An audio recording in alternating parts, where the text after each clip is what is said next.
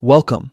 If you're someone who uses WhatsApp Web regularly but finds the constant message sounds a bit distracting, this quick guide is exactly what you need.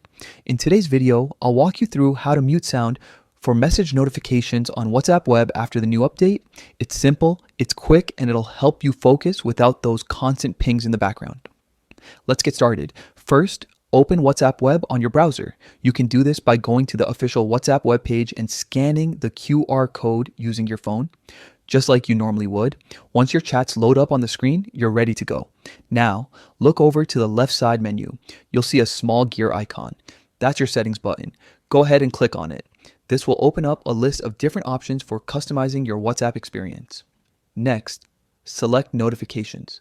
This section controls how and when WhatsApp alerts you about new messages or calls. You'll notice a few categories inside, including message, group, and call notifications. Since we're focusing on message sounds, click on message. Here's where you can make the magic happen. Find the toggle for play sound.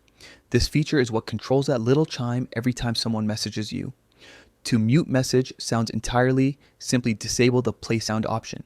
When it's turned off, you won't hear any notification sound the next time someone texts you on WhatsApp Web. That's it.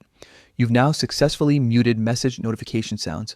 It's a small change, but it makes a big difference if you're working, in a meeting, or just trying to keep your focus.